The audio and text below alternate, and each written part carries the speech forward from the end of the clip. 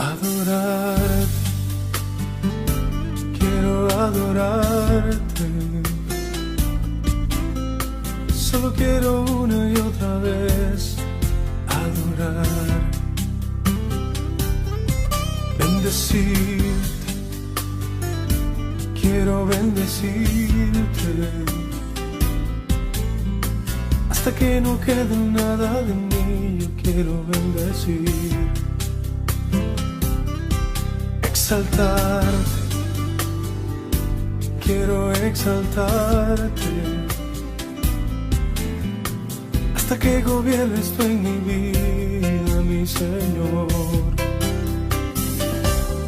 Y adorarte y exaltarte con todo mi amor. Y adorarte y exaltarte de lo más íntimo de mi ser. Adorarte, quiero adorarte,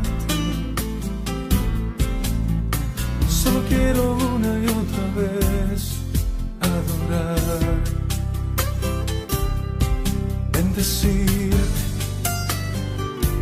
quiero bendecirte, hasta que no quede nada de mí. Yo quiero bendecir y adorarte y exaltarte con todo mi amor. Y adorarte y exaltarte de lo más íntimo de mi ser. Dios te bendiga en este mensaje de media semana. Espero que por la gracia de Dios estés todavía perseverando con Dios, caminando con Él, encontrando tus fuerzas en un Dios que anhela y desea fortalecerte y empoderarte. La vida cristiana Dios la hizo de tal manera que para que la vivamos con Él. No es nosotros viviéndola para Él, es caminando con el Señor. Él es la vid verdadera y nosotros ramas que reciben vida constante de Él para dar el fruto que Él desea darnos. Pero para hacer eso tenemos que mantener puesta nuestra mirada en el Señor, y de eso se trata el mensaje de hoy. Te invito al libro de Hebreos, el capítulo 12, y vamos a leer los primeros 2 versos. Puestos los ojos en Jesús. ¿Cómo hacemos eso? Dice así la palabra de nuestro Dios, en el nombre del Padre, del Hijo y del Espíritu Santo.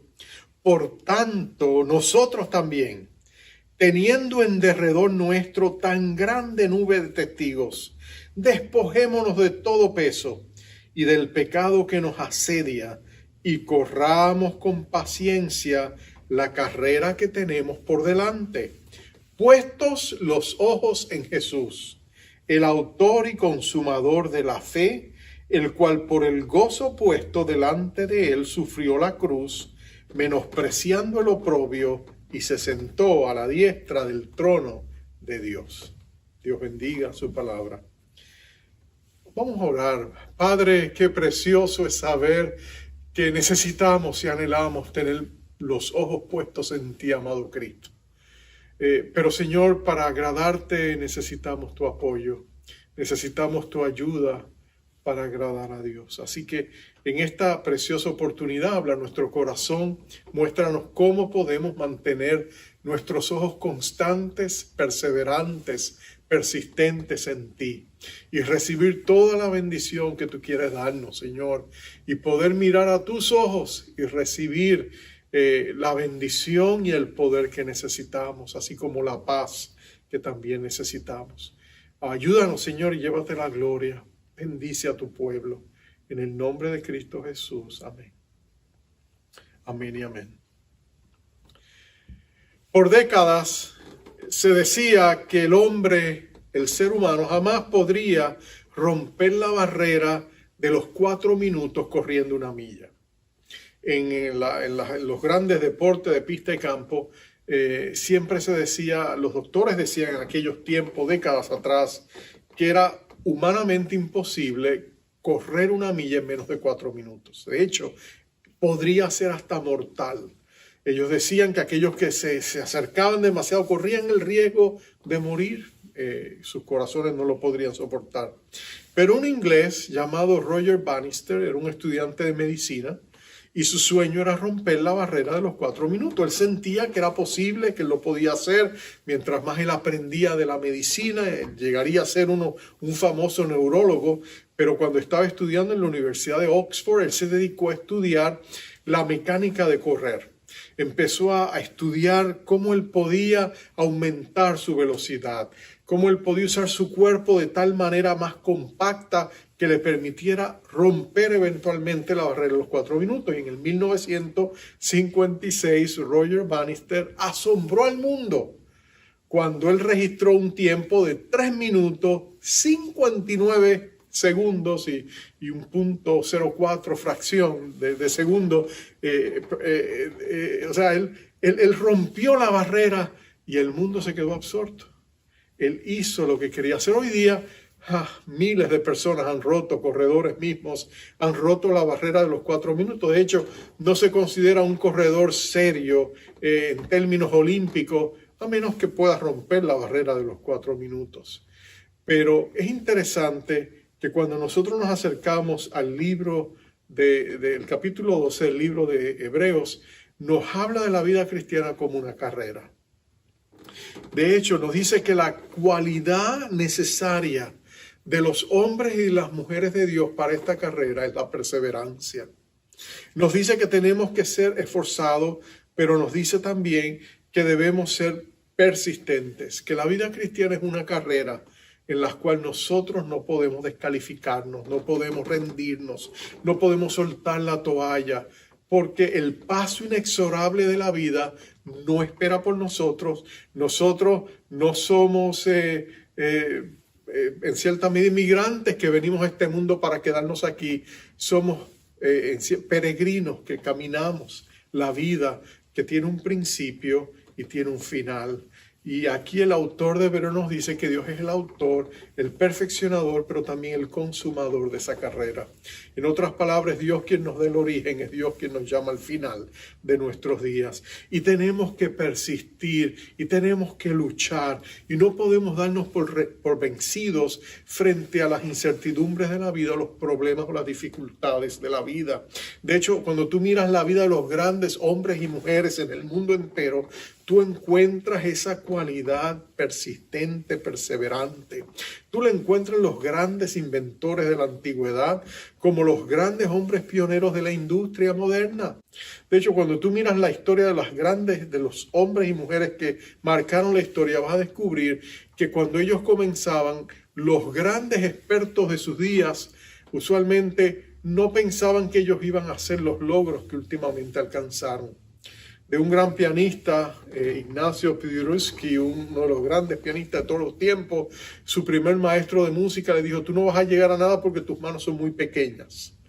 Tú no tienes la capacidad de dominar el teclado. Bueno, este hombre dejó a este crítico en el pasado, en su espejo retrovisor, porque él tuvo la cualidad de perseverar. De grandes tenores del pasado, como Enrique Caruso, se dijo de este hombre que cuando él cantaba parecía un ventarrón que estaba entrando por la ventana. Bueno, pero él llegó a ser el más cotizado de los grandes tenores y hombres, tenores modernos todavía lo miran a él como una inspiración. Y así podríamos hablar de otros. Cada uno de los grandes y mujeres de Dios perseveraron. El libro de los Hebreos, en el capítulo 11, te muestra las vidas perseverantes de 28 siervos de Dios que por fe persistieron, lucharon, enfrentaron la adversidad y salieron avantes porque Dios estaba con ellos. Y ahora, en base a todo eso que él ha dicho, él dice: por tanto, nosotros también. Siendo que tenemos esa gran nube de testigos, de hombres y mujeres que en su pasado triunfaron con Dios y hoy están en el cielo, entonces nosotros también tenemos que correr la carrera. La imagen que el autor de Hebreos presenta es la de un gran coliseo o estadio olímpico, donde hay una gran carrera, pero los grandes héroes del pasado están sentados en las tribunas alrededor de ese gran estadio, mirándote a ti correr, vitoreándote y dándote ánimo. Y él le llama la gran nube de testigos que nos mira. Bueno, yo pienso que esa gran nube de testigos puede ser un poquito más personificada y más personal de lo que imaginamos.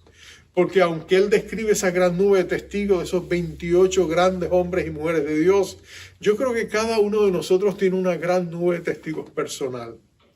Tú tienes en tu familia personas que ni siquiera llegaste a conocer en tu generación pasada, tatarabuelos o personas en tu generación que te consideran parte de su familia, que ellos sí perseveraron con Dios y están en los cielos. Y esa gente te vitorea, te anima, quiere que tú salgas triunfante. Yo pienso en mi madre, por ejemplo, que fue mi mayor intercesora, una mujer de Dios que conoció a Cristo en los 70, cuando tenía 70 años, pero que la vi como Dios la transformó en una guerrera de oración y que vivió hasta casi los 101 años, pero en sus últimas décadas ella oraba horas por nosotros. Y yo me imagino que cuando yo mire al cielo, allí la veré a ella en mi gran nube de testigos que persevera y que me dice: sigue adelante, hijo, no te rindas. Pienso en mis amigos, los que se adelantaron. Pienso en aquellos que amo, mis abuelos. Pienso en todos los que están allá. Esa es mi gran nube de testigos. Tú también tienes una gran nube de testigos. Y ellos te animan y te perseveran y te dicen: hijo, ponte las pilas, no te rindas, hija. Sigue adelante, sigue batallando. Tú vas a triunfar. Atrás ni para tomar impulso. Porque Pablo nos dice que esa carrera nuestra debe ser nuestra prioridad. En otras palabras, después que tú conoces a Cristo y llegas a conocer su salvación, la vida cristiana se trata de eso, de caminar con Dios, de perseverar con Dios, de no rendirte, de seguir adelante. Y Pablo resume la clave de esa perseverancia en una frase. Él dice: para tú lograrlo, para tú perseverar, tienes que mantener los ojos puestos en la meta.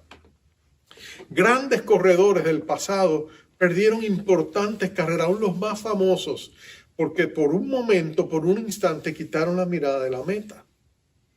Y él dice: no, puestos los ojos en la meta. ¿Y quién es esa meta? La meta es Jesús. Y él dice: puestos los ojos en Jesús. Jesús, que es nuestro camino. Puestos los ojos en Jesús.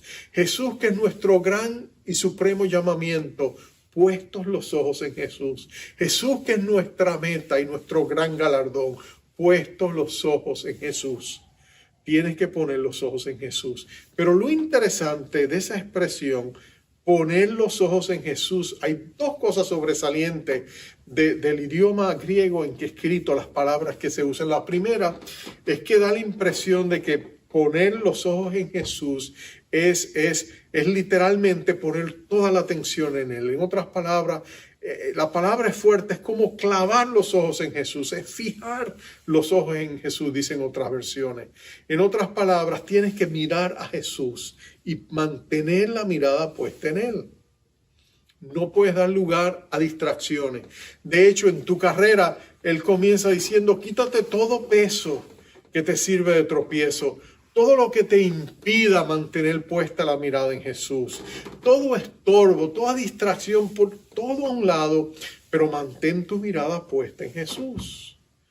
Esa es la clave. Pero también en la misma palabra griega que se utiliza para hablar de fijar los ojos en Jesús, da la impresión de que para poderlo hacer tienes que quitar los ojos de otra cosa. En otras palabras, solo podemos poner los ojos en Jesús si quitamos nuestra mirada de otras cosas. ¿Cuáles son las cosas de las cuales tenemos que quitar nuestra mirada? Yo te voy a sugerir varias. Voy a hacerlo direccional porque estamos moviéndonos adelante con la mirada puesta en Jesús. Entonces, ¿de qué tenemos que quitar nuestra mirada? Bueno, yo te sugiero que primero tienes que quitar tu mirada de mirar atrás. Quita tu mirada de tu pasado. Quita tu mirada de tus errores pasados. Quita tu mirada de todo aquello que está detrás de ti y que no puedes cambiar. No permitas que el pasado se convierta en tu verdugo. No permitas que Satanás use tu pasado para molerte a golpes, con pecados que cometiste, errores que cometiste y sobre los cuales ya no tienes control. No dejes que el enemigo te siga condenando, te siga atacando, te siga demoliendo a golpes con algo que ya tú no puedes hacer nada al respecto.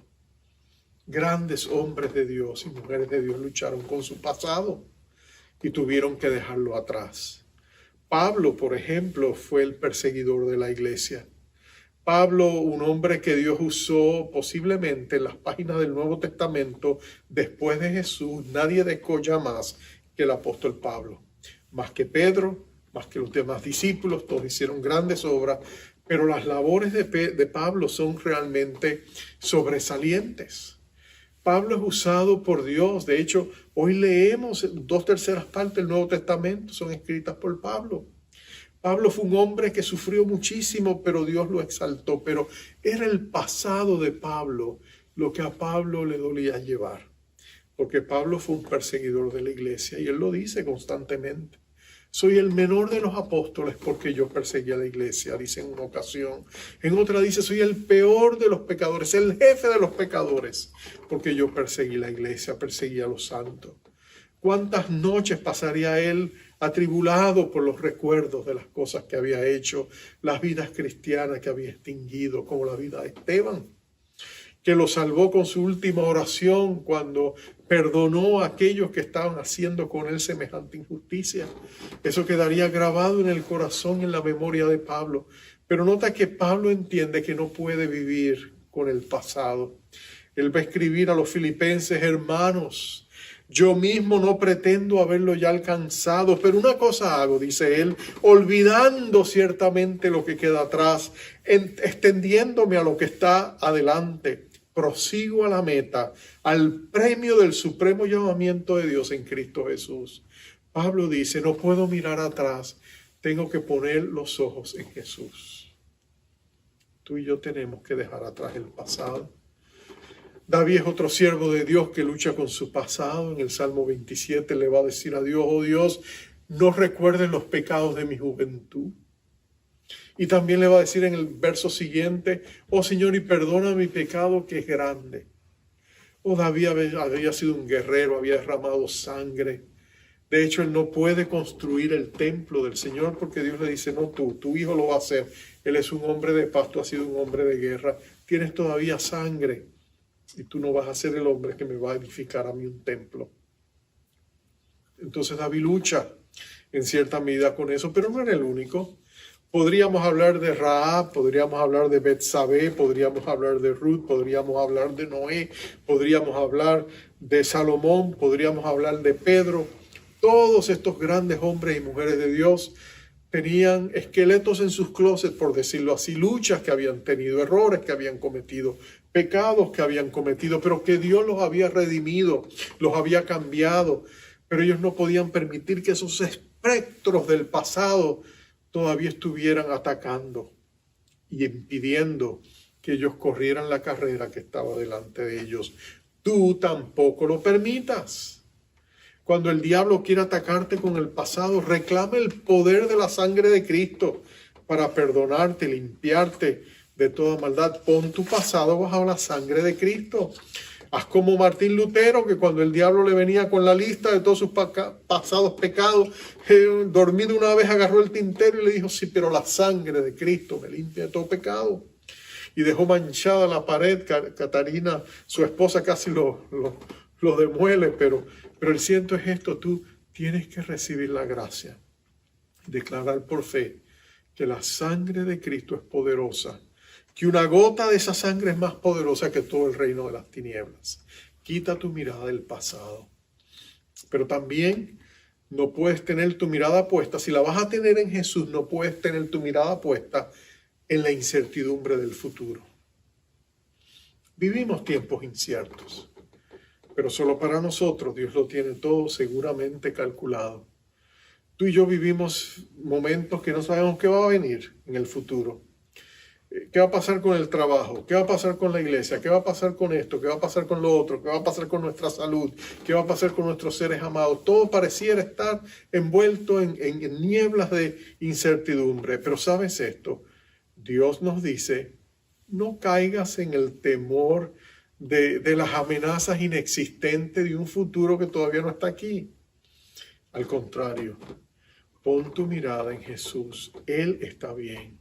Él sabe lo que está haciendo. No importa el futuro incierto, Dios te está esperando allí. Y Él te va a mostrar igual fidelidad, misericordia que te la ha mostrado hasta aquí. No has sido fiel con Dios contigo hasta aquí, lo será también en el futuro. No hay incertidumbre en el futuro. Si la lámpara de la fe brilla, brillante en nuestros corazones, confiamos en Dios, confiamos en Él. No tienes que poner tu mirada en el futuro incierto. Dile a Dios, yo declaro, Señor, mis días futuros están en tus manos. Estoy seguro en ti. Tercero, quita los ojos de lo que te rodea. No mires atrás, no mires al futuro incierto, pero tampoco pongas la mirada, no te distraigas con lo que está pasando alrededor tuyo. A veces a nuestro alrededor hay problemas, ¿no es cierto? Hay tormentas, hay torbellinos, hay dificultades, hay situaciones adversas y nosotros podríamos muy bien poner nuestra mirada en esas tormentas y hundirnos en la desesperación, pero tienes que hacer lo que Pedro no hizo. Tienes que poner tu mirada en Jesús para caminar sobre esas aguas. Si quitas tu mirada de Jesús como Pedro te hundes, pero si tú pones tu mirada en Jesús en medio de la adversidad, tú vas a salir adelante frente a los problemas, los desafíos, las dificultades, porque Dios es tu ayudador. Nota que nuestro Señor nos dijo en Isaías 41:10, no temas porque yo estoy contigo, no desmayes, yo soy tu Dios que te doy las fuerzas, yo te esfuerzo. Y entonces mira, dos promesas eternas, siempre te ayudaré, siempre te sustentaré con la diestra de mi poder, de mi justicia. Solo Dios puede decir siempre. Tú y yo podemos decir a lo mejor, tú y yo podemos decir casi siempre, tú y yo podemos decir casi nunca, pero tú sabes que nosotros no tenemos la facultad de hablar de manera absoluta del porvenir, ¿no es cierto? Pero Dios sí puede, porque Él es Dios y Él dice, siempre te ayudaré, sin excepción. ¿Tienes un problema? Clama a mí, yo te responderé, siempre te ayudaré. ¿Tienes dificultades? ¿Te sientes de fallecer? ¿Sientes que no avanzas más? Dios te dice, no, yo te sustentaré. Siempre te sustentaré. ¿Te faltan las fuerzas? Yo te sostendré. Son un absoluto dual que Dios nos dice, siempre te ayudaré, siempre te sustentaré. Por lo tanto, no tienes que mirar a las cosas y los problemas que están alrededor. Pon tu mirada en Jesús. Él es el buen pastor de las ovejas. Él es nuestro buen pastor. El bien y la misericordia nos siguen donde quiera que vamos. Aun si nos vamos por el camino equivocado, el bien y la misericordia de Dios nos persiguen, nos agarran y nos vuelven a poner en el camino. Porque Dios es bueno, porque Dios es fiel. Él es el buen pastor. Confía en su amor. Haz lo que las ovejas hacen. Tú no ves una conferencia de ovejas que están decidiendo cómo van a encontrar aguas o cómo van a proveer alimento o van a hacer una campaña de protección, montar una especie de grupo de vigilancia para protegerse de los depredadores. No hacen nada de eso. ¿Por qué? Porque el pastor hace todo eso por ellas. Ellas confían en su pastor. Tú pon la mirada en Jesús, Él te va a guiar, Él te va a proveer, Él te va a decir lo que tienes que hacer, te va a dar dirección, te va a dar guianza. Pon tu mirada en el Señor. No pongas tu mirada en los problemas que están alrededor tuyo. Declara tu fe, dale voz a tu fe en esos momentos de adversidad. David lo hacía todo el tiempo. Jehová es mi luz y mi salvación, ¿a qué temeré? Jehová es la fortaleza de mi vida, ¿de quién he de atemorizarme? Esto sé que Dios está por mí. En el día que temo, yo en ti confío. Esas son las palabras de David. Tú eres mi amparo, mi fortaleza, mi pronto auxilio en la tribulación. Tú eres mi luz y mi salvación, la fortaleza de mi vida. Todas esas promesas son dadas por David porque él sabía que su mirada tenía que estar puesta en Dios. A veces lo que está alrededor nuestro no son problemas, son gente, ¿no es cierto? Tenía una compañera en la Universidad Noruega que su tío noruego tenía un dicho y le decía, yo no tengo problemas, yo tengo gente. El mismo Juan Pablo Sartre, el pensador, el libre pensador existencialista francés, decía, el infierno es la gente, la otra gente. Él sabía que a veces los problemas más agudos que enfrentamos es con la gente que está alrededor nuestro. Pero mira esto, no pongas tu mirada en la gente. Si tú pones la mirada en la gente, te amargas, te desesperas, te infunde, te intimidas. Si tú pones la mirada en la gente, pierdes la visión de quién es Dios y lo que está haciendo en ti. Tú tienes que no poner la mirada en la gente.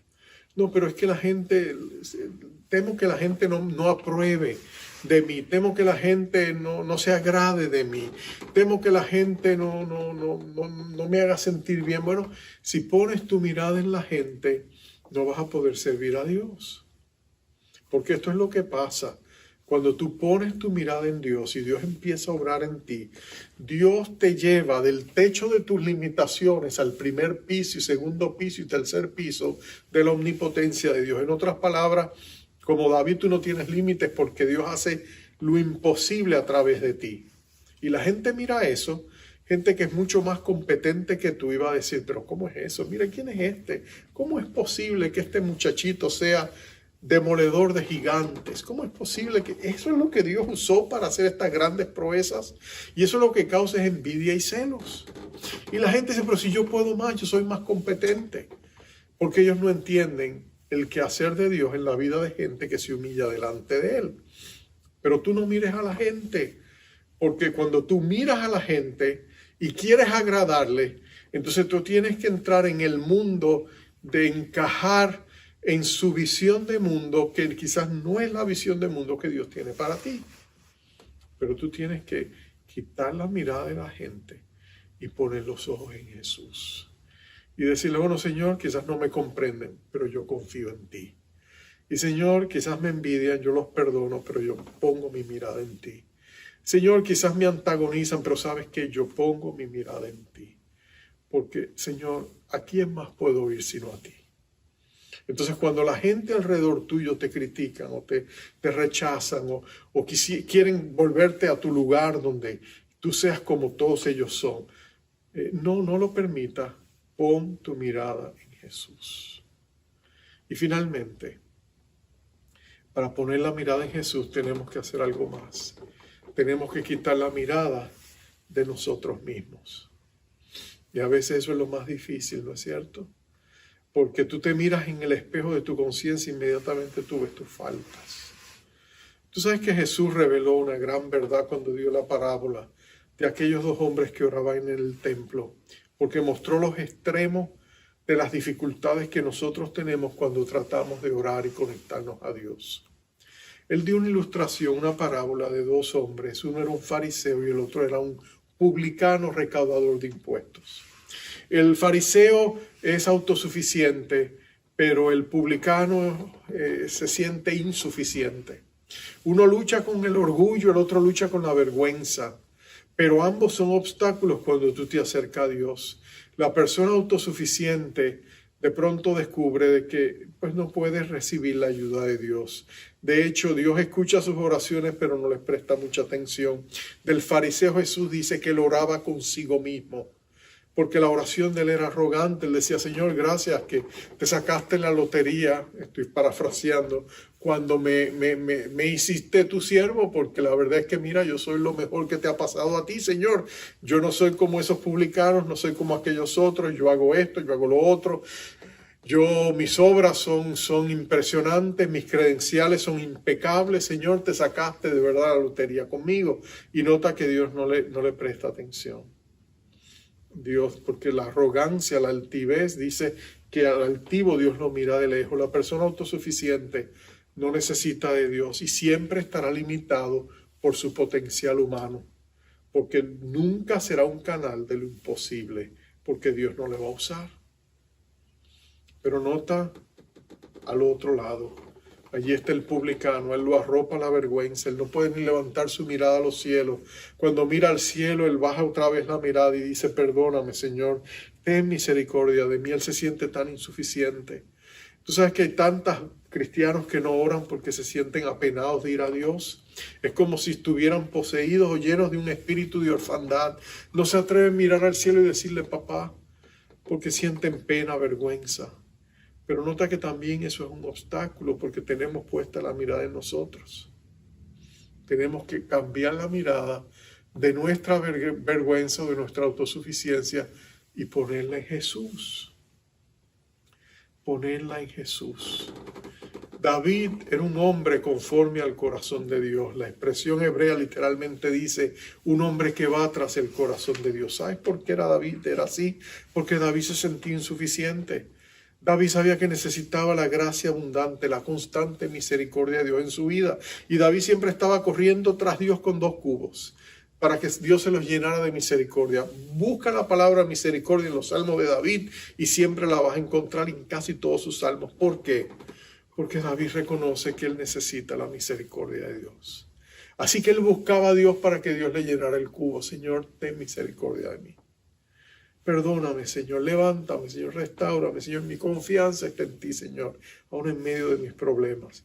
David había aprendido a quitar sus ojos de sí mismo y ponerlos en Dios. Y por eso Dios se agradaba tanto de David. Dios se agradaba tanto de David porque él sabía que David lo miraba a él, lo buscaba a él, recibía de él gracia, misericordia y paz. Hermanos, en esta pandemia, qué difícil ha sido mantener puestos los ojos en Jesús, ¿no es cierto? Miramos lo que está alrededor nuestro, miramos el sufrimiento de otros, miramos las luchas que hay, miramos el futuro incierto, miramos un pasado que nos sigue persiguiendo, errores y cosas del pasado, o nos miramos a nosotros mismos en el espejo de nuestra conciencia y vemos nuestras faltas y lo que nos falta todavía para ser como Jesús. Pero ¿sabes qué?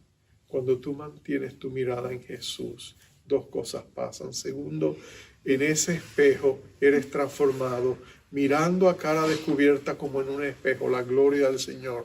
Somos transformados de gloria en gloria por el Espíritu del Señor. Mirando a Jesús nos parecemos a Él. Somos cambiados y transformados. Pasando tiempo con Jesús, realmente es que Dios nos hace que nos parezcamos a Él.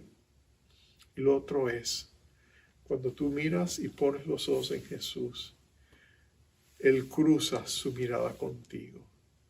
Y cuando tú miras en los ojos de Jesús, tú recibes gracia, misericordia y paz. Tú recibes su amor.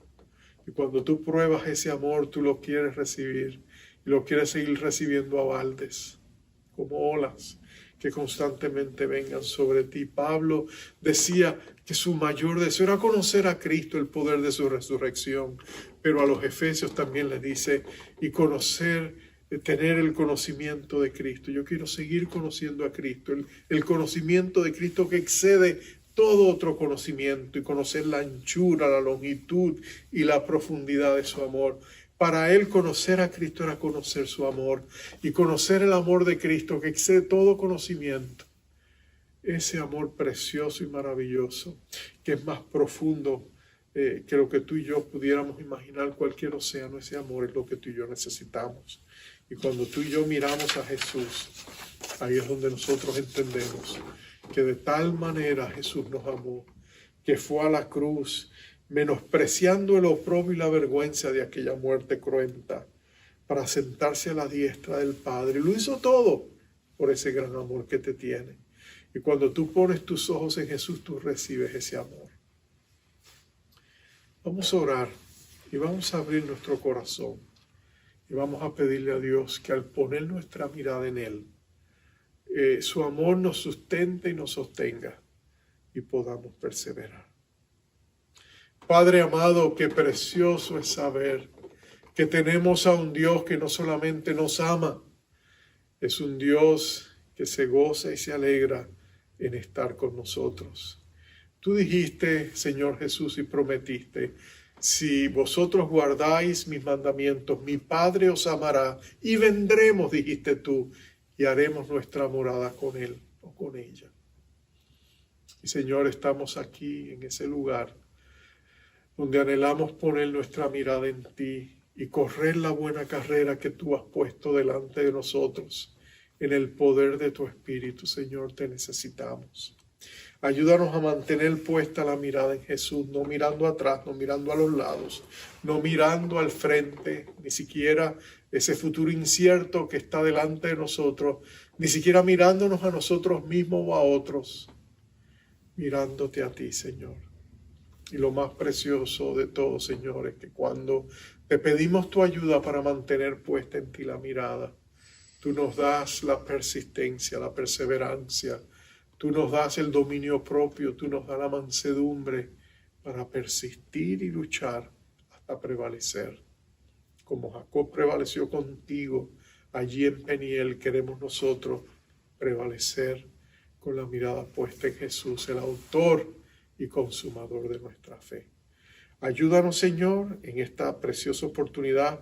Dejamos atrás las cosas del pasado, dejamos atrás el futuro incierto, dejamos a un lado las cosas, las cargas que llevamos, los problemas y las dificultades.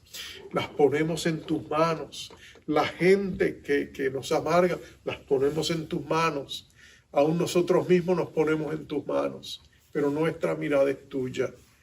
La ponemos en ti, en Cristo Jesús, el autor y consumador de nuestra fe. Gracias, Señor. En Cristo Jesús. Amén. Amén, amén. Y al enviarte con esta bendición acostumbrada, quisiera hacerte notar algo diferente. Esta bendición habla de que cuando tú miras a Dios, Dios te mira a ti. Su rostro resplandece en una sonrisa cuando se fija en ti. Él derrama sobre ti su misericordia con agrado porque te mira a ti. Y Él te da su paz, su benevolencia, su bienestar. No solamente la ausencia del conflicto, pero la bendición plena y el favor divino, porque su mirada está puesta en ti. Así que vamos a recibirla. Jehová te bendiga y te guarde. Jehová haga resplandecer su rostro sobre ti y tenga de ti misericordia. Jehová alce sobre ti su rostro y ponga en ti paz. Dios te bendiga. Pondré mi vista tan solo en Cristo, oyendo siempre su tierna voz. Ha prometido darme victoria, hoy en su nombre soy vencedor. Pondré mi vista en el confiado, aunque sea ruda la tempestad. Si en él confío, tendré victoria, pues su palabra no fallará. Mirando a Jesús, siempre gozo del perdón. Mirando a Jesús, siento el fuego de su amor. Mirando a Jesús, tendré paz y santidad. Venceré si miro a Jesús. Mirando a Jesús, siempre gozo del perdón. Mirando a Jesús, siento el fuego de su amor. Mirando a Jesús, tendré paz y santidad. Venceré si miro a Jesús. Cuando a mi lado reinen temores o esté rodeado de tentación, pondré mis cargas en Jesucristo, pues su victoria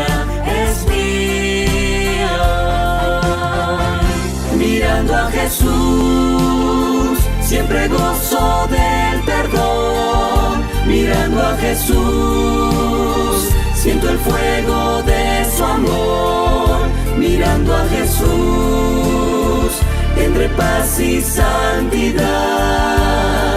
Venceré si miro a Jesús.